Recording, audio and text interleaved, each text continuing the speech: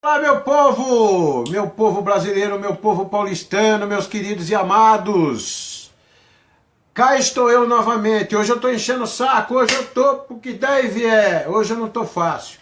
Mas, gente, eu estou entrando aqui novamente com essa postagem, uma nova postagem, porque eu vi um texto aqui que eu achei simplesmente sensacional. Só que para haver um bom entendimento, a pessoa tem que ter, no mínimo, um pouco de conhecimento, né? A pessoa tem que ser uma boa entendedora, tem que ter um mínimo de discernimento intelectual, senão não vai entender. Mas a pessoa que estiver focada vai entender. Então vejam lá, o texto é sensacional, ele é um pouco longo, mas eu vou ler para vocês e vocês vão entender o porquê que determinadas ações não estão sendo desenvolvidas. Prestem atenção, tudo é uma questão de processo, como eu sempre digo. É processo educacional, é processo de evolução, são processos governamentais, tudo é um processo, não se muda nada da água para o vinho, nada de hoje para amanhã. Entendam isso, né? Então vamos lá, gente. Aqueles que pedem que a intervenção das Forças Armadas seja feita na política brasileira, leiam e reflitam sobre a manifestação de um capitão das Forças Armadas. Esse capitão, ele presta serviço no Rio Grande do Sul. Eu não vou citar o nome dele porque é desagradável, até porque ele foi punido. Então, o texto se intitula Gado Fardado. Gado Fardado. E é o que eu vejo aqui em São Paulo, infelizmente. Infelizmente. Mas não por culpa dos homens fardados. É a visão que os governos têm das tropas que prestam serviço para a população brasileira, para a sociedade brasileira. É a visão que eles têm com relação a nós. Então vejam, prestem atenção. Segue transcrição de texto publicado no blog do capitão, eu não vou citar o nome dele, da turma de 2002 da AMAN, no curso de cavalaria. O referido oficial está cursando o EAOO no presente ano. Após a publicação do texto na internet, o oficial foi alvo de apuração de transgressão disciplinar pelo Código Penal Militar, sendo punido ao término. Por isso que eu digo que o Código Penal Militar, ele é rígido, cruel, e ele é manipulado conforme o comando queira. Tá? Então se ele olhou, não gostou da sua carinha, pode ter certeza, lá na frente ele vai encontrar um enquadramento para você dentro do Código Penal Militar. Pode ter certeza disso. Eu, 30 anos na vida militar, eu sei o que eu estou dizendo. Tire suas próprias conclusões, diz ele aqui. Gado fardado. Volta o título do texto. Na cultura e na tradição gaúcha, existem dois eventos que são muito comemorados nas estâncias, ou seja, fazendas. Lá eles chamam de estâncias. A marcação e a castração do gado. No primeiro, o ferro em brasa, com as iniciais do dono do rebanho, queima o couro das rés, são os gados, né? Para que todos saibam a quem ela pertence. Ou seja, é queimado o couro do boi, da vaca, e ali tem as iniciais do seu dono, do seu proprietário. No segundo, retiram-se os culhões dos touros, que passam a ser chamados de bois, com o objetivo de torná-los mais mansos e de engorda mais rápida, preparando-os para o abate. Os indivíduos que possuem características de boa performance e genética são poupados da castração para que se tornem reprodutores, garantindo ao proprietário melhores exemplares para o abate. Dentro da sistemática da esquerda, ocorre algo semelhante. Da sistemática da esquerda, prestem atenção. Ocorre algo semelhante. Indivíduos são marcados e castrados com a ideologia de um partido. A marca, entretanto, só é perceptível quando a infeliz criatura abre a boca para repetir o batido discurso revolucionário, em apoio cego a toda forma de dominação intelectual, cultural, moral e religiosa. A castração ocorre quando, ao observar potenciais opositores, vejam, quando eles observam riscos, alguém que possa botar em risco aquilo que eles estão impondo, a esquerda trata logo de capar as lideranças, seja através de perseguições ideológicas, seja pela utilização de cargos em estatais para retirar dos opositores a vontade de lutar pelo que acreditam. Assim, tal qual nas estâncias gaúchas ou fazendas gaúchas, o gado fica sob controle esperando a hora do abate. Entenderam aqui as emendas parlamentares e os cargos que giram em torno de salários de 15 a 20 mil reais? Então as coisas não mudaram, nada mudou. E se mudou, eles trabalharam bem, inclusive no meio militar. Dentro dos quartéis, não é diferente. Mesmo antes da chamada redemocratização, a esquerda foi progressivamente marcando sargentos, oficiais e comandantes para que abracem o seu ideal. Um mundo novo é possível. Esse é o ideal deles. Um mundo novo é possível. Um mundo novo. Um mundo novo. Superfaturamentos de obras, saqueamento, roubos, formação de quadrilha, lavagem de dinheiro, dinheiro nesses lugares aí onde não tem impostos, né? Enfim, esses lugares que me fugiu da memória agora, né? Para que abracem o ideal do mundo novo, é possível, o mundo novo deles, né? Progressivamente, a geração de militares nascidos e formados após a retomada do poder pelos partidos políticos foi sendo trabalhada para acreditar que o passo seria esquecido e que a anistia seria realmente para todos.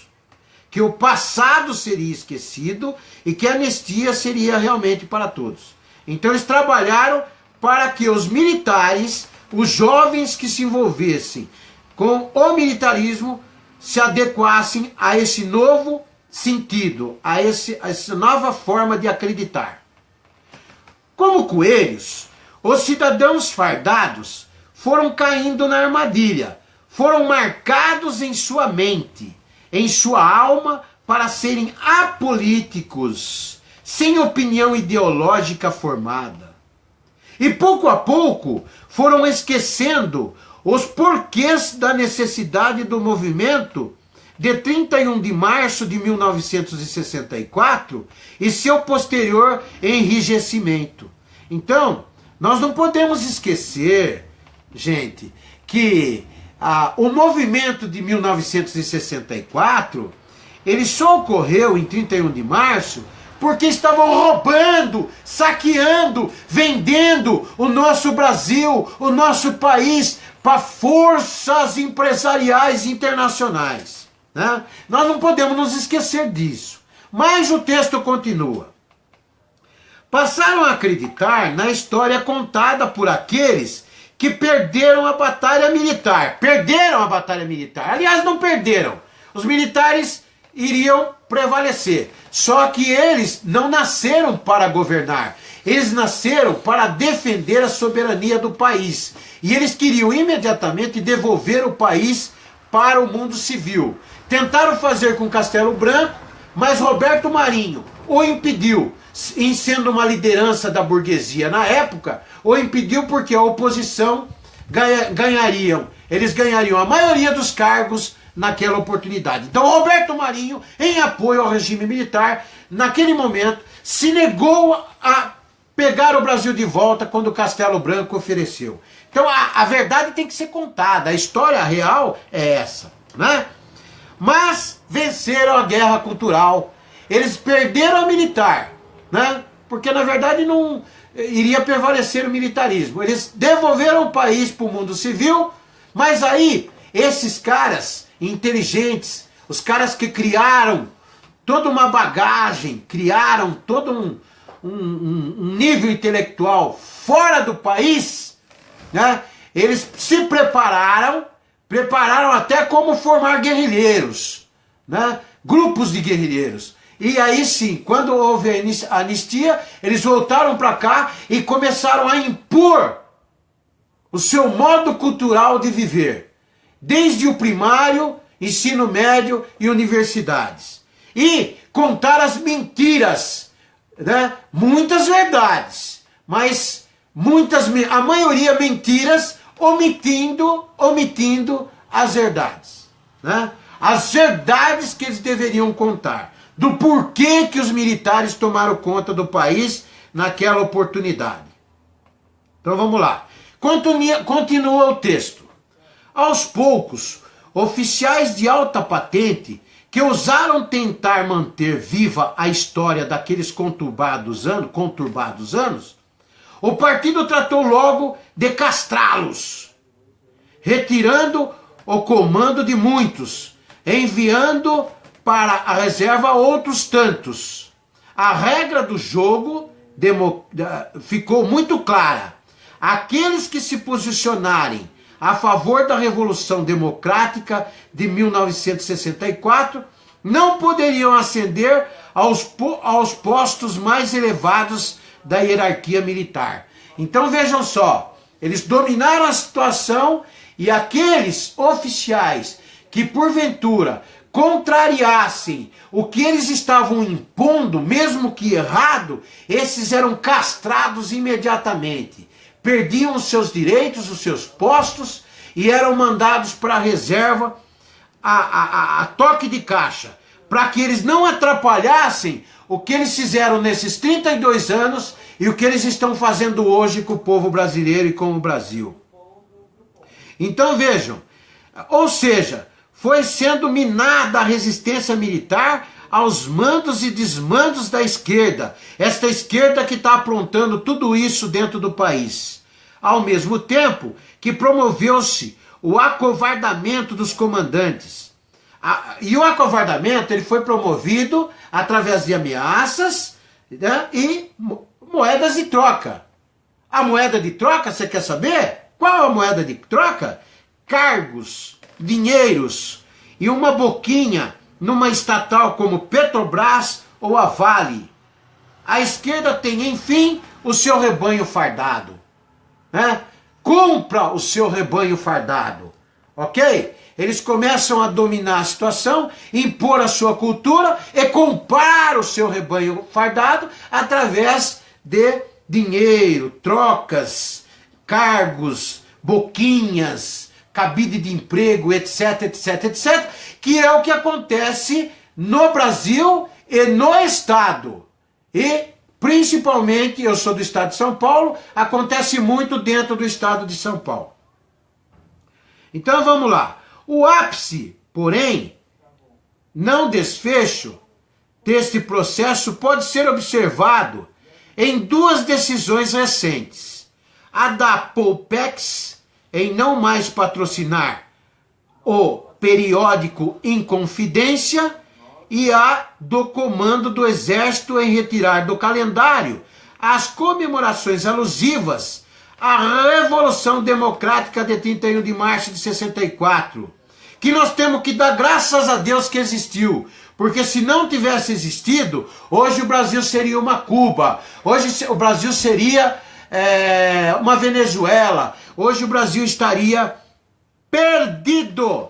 Além de não divulgar de maneira clara esta decisão para a tropa, fica evidente o acovardamento moral de nossas Forças Armadas diante desta manifestação clara de atentar forjar ainda mais a história.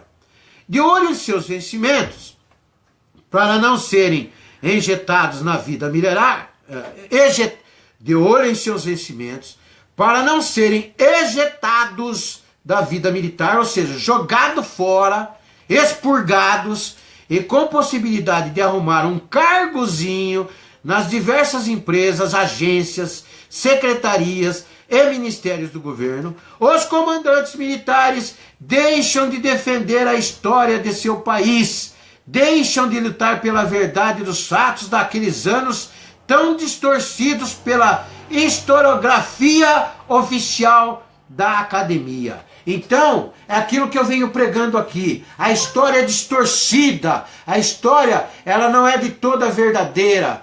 Parte é verdade e a maior parte é mentira. Infelizmente. Por quê? Porque senão atrapalhariam os interesses desses grupos que eram distintos, cada um lutavam pelos seus ideais, pelos seus interesses, inclusive grupos empresariais, grupos de burgueses, grandes latifundiários, que queriam dominar o país para tirar proveito econômico. Então vamos lá. Cada vez mais rapidamente, as nossas forças armadas vão fazendo parte do grande rebanho esquerdista. São tratados como gados, marcados e castrados, para depois serem abatidos. Não levantam a voz em defesa de seus ideais. Não mexem uma pena para tentar resistir a esta sem-vergonhice socialista. Entregam suas almas ao partido, vendem suas almas para o diabo. Essa última frase fui eu que acrescentei, que é o que mais acontece hoje no Brasil. Vendem suas almas para o diabo, né? Então vejam bem. Continua o texto.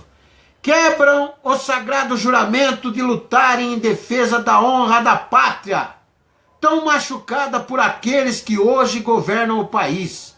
Apenas baixam a cabeça e repetem o mantra, sim senhor, que é o que acontece em todo lugar. São generais. Sim, senhor, o cara tá lá em gravações, tem prova robusta, transparente, clara, tem absurdos, tem vídeos, tem áudios, e eles olham e... Sim, senhor! No estado de São Paulo a mesma coisa. Governo do estado de São Paulo trata a gente com desrespeito, com desdenho, sabe? Não nos dá aquilo que é direito constitucional, que é uma reposição salarial digna, nos surrupiam os benefícios, nós não temos aquele aconchego, aquela coisa mais tranquila para se tratar os dentes, para se tratar da saúde, principalmente eu que sou reformado, eu encontro tanto quanto de dificuldade, tenho que enfrentar filas, não tenho horários marcados, eu gasto meio dia para ir num dentista, eu gasto quase um dia para ir num médico, para exames, sou tratado como um lixo que não serve mais para o Estado, é assim que nos tratam. Infelizmente. E os nossos comandantes olham para secretário de Segurança Pública, para governador de estado e dizem o seguinte: sim, senhor! Sim, senhor! Que é o que eu falei 30 anos. Sim, senhor! Sim, senhor! E nas vezes que eu não falei sim, senhor, foi cadeia nele! Cadeia nele! Por isso que eu fiquei muito preso. Fiquei muito preso por causa disso. Fui muito perseguido, fiquei muito preso por causa disso. Que em nem todos os momentos eu dizia, sim, senhor. Eu era disciplinado, mas em alguns momentos eu tinha que impor a minha opinião, eu tinha que impor a minha maneira de pensar, porque o que estava sendo feito estava errado. E eu tinha convicções disso. Então, vamos lá. Ignoram completamente que estão sendo vítimas de um processo que os levará à sua destruição. Em breve, os outrora defensores da democracia e da liberdade de 1964 serão acusados de torturadores, já são acusados, eu acuso aqui todos os dias, são torturadores e assassinos, porque à medida que eles desviam dinheiro público, à medida que eles tiram os recursos da educação, do social, da segurança pública e da saúde, eles matam pessoas, se tornam assassinos, genocidas. Eu já os acuso,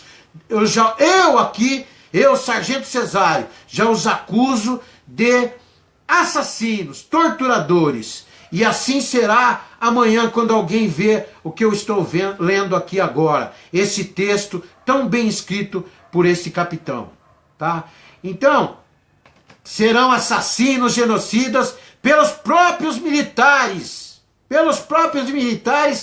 Esses que hoje governam, são parlamentares, serão acusados na história, no futuro, pelos próprios militares de terem torturado o povo brasileiro, de terem torturado muitos militares, porque eram contrários às barbaridades que eles cometiam, às atrocidades que eles cometiam contra o Brasil e contra o povo brasileiro. Estes simplesmente ignoram o mundo ao seu redor.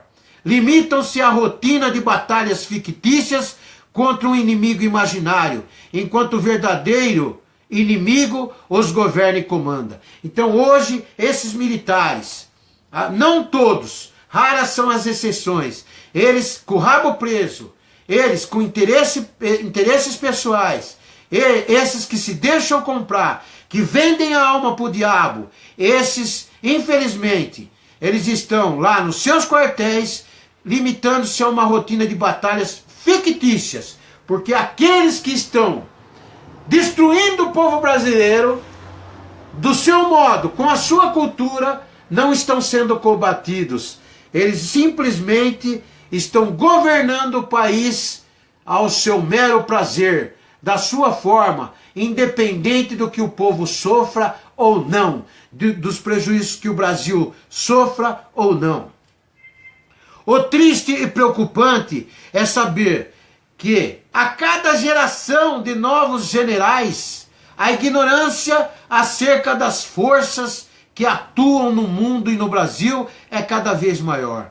Não conseguem enxergar além daquilo que foram programados, além do que permite a marca ideológica imposta pela esquerda, mesmo quando eles sequer se dão conta que a possuem como gados. Então hoje, é aquilo que eu tenho dito, as gerações, elas vêm sendo preparadas dentro desta cultura errada, equivocada, instituída principalmente a partir de 1988, onde nós não somos a favor de ditaduras, nós não somos a favor de regimes militares, não somos a favor, mas nós também não somos a favor de guerrilheiros, nós também não somos a favor de esquerda que quer destruir e vender e saquear o país. Nós também não somos a favor de bandidos que hoje estão legislando,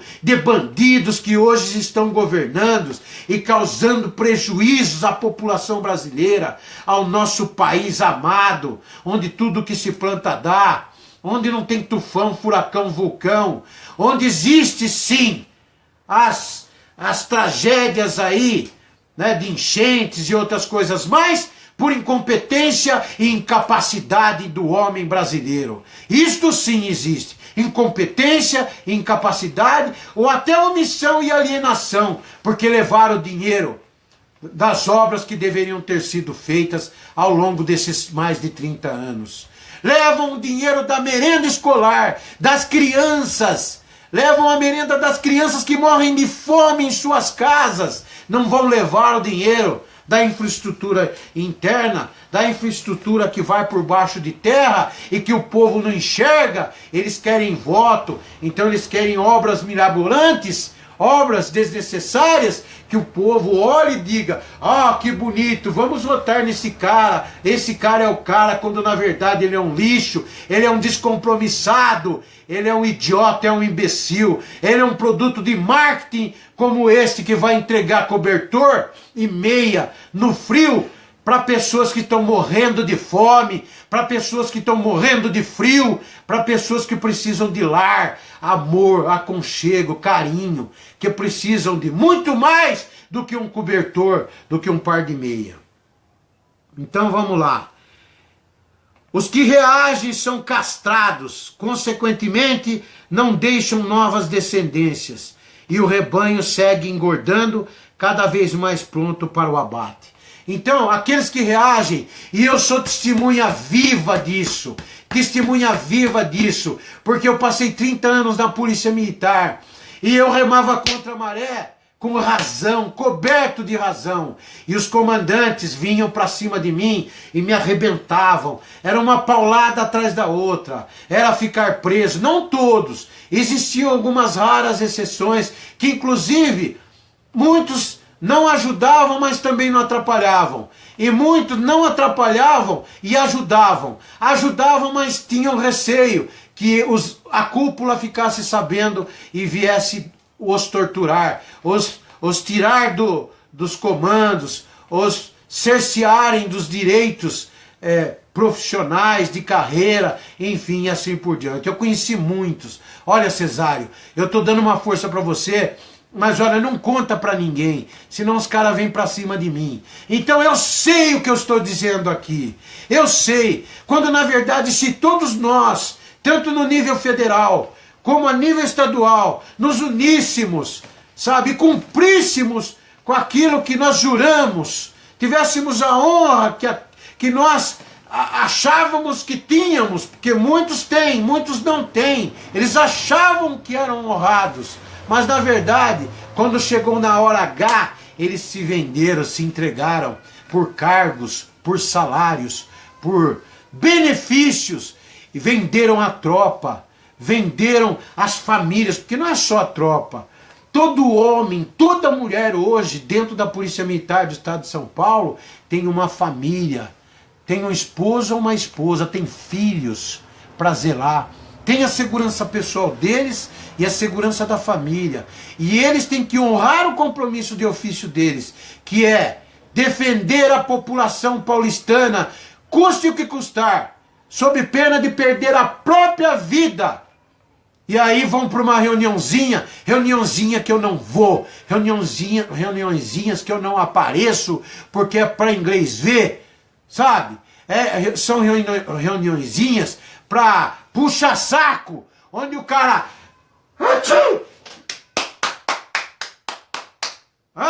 Para isso, o cara... Levanta o cabuíço. Eu não fui feito para isso. Eu não nasci para isso.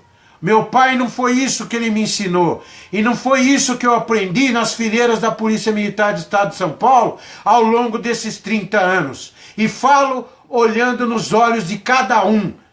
Dente por dente, olho por olho. Porque eu sei o que eu estou falando. Minha vida profissional foi ilibada. E aqueles que duvidarem, está aberto.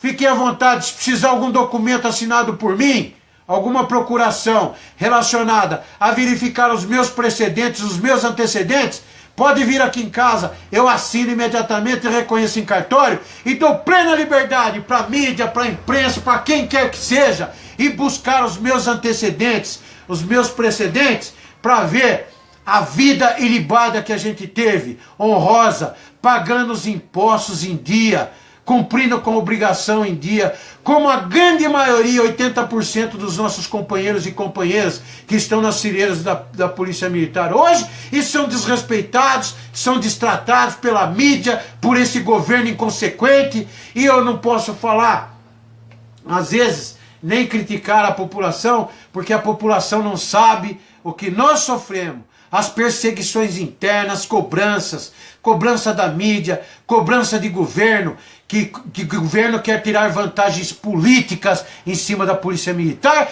que já é um retentor de problemas sociais, que já é um retentor de situações trágicas que esses governos, que esses parlamentares promovem para o povo brasileiro que sofre todos os dias aí. Ok? É isso, eu queria ler esse texto que eu achei significativo, inteligente e mostra bem, clareia bem, mostra bem o quadro das polícias militares, o quadro das forças armadas militares nos dias de hoje. E para mudarmos alguma coisa nesse país, nesse Brasil, seja na área cultural, dos bons costumes, leis e Constituição Federal, é preciso ter vontade política. E não serão com esses vagabundos que aí estão, na sua grande maioria.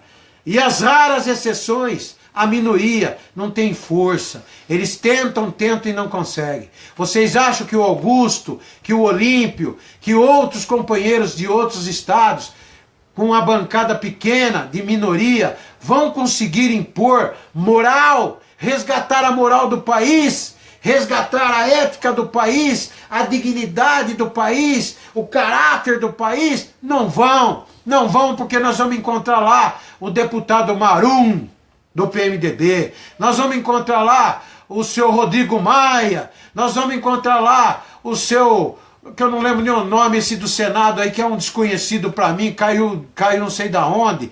E esses caras todos de PMDB, Eduardo Cunha, nós vamos encontrar Loures, nós vamos encontrar Roberto Jefferson, nós vamos encontrar Collor de Mello, nós vamos encontrar quem mais que vocês querem que eu diga? De tantos outros e outros e outros. Né? Lula, né? Dilma, nós vamos encontrar esse povo aí.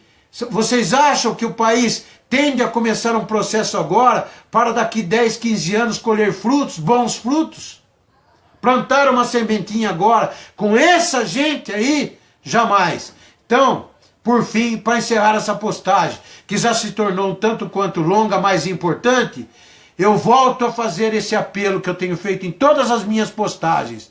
Pelo amor de Deus, desculpe meu senhor, pelo amor de Deus, ano que vem, não votem em candidato nenhum, mas nenhum, gente. Pelo bem do Brasil, assumam esse compromisso. De uma vez por todas, será um grande remeleixo no país. Será uma grande atitude. Será um regaço. Não deixar de votar, não anular o voto. Não votem em hipótese nenhuma. No PT, no PMDB, no PSDB, nos partidos que apoiam eles. Não votem.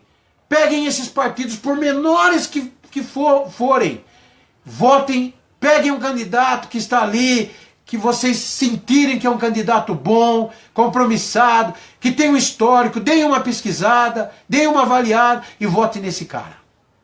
Dê uma oportunidade para esse cara. Não vote mais, vamos acabar com esses medalhão, com esses grandes latifundiários, com esses deputados e governantes e coronéis de fazendas lá do Nordeste, sabe? Que conquistam as suas terras a ferro e fogo, dando tiro em pobre. Gente, vamos acabar com isso. Isso já passou, vamos evoluir. Vamos buscar essa luz tão necessária para o futuro do nosso Brasil, sabe? Para que o Brasil volte a ter dias melhores, para o bem dos nossos filhos e dos nossos netos. Beijo no coração de vocês e das famílias de vocês, que Deus abençoe muito, muito vocês.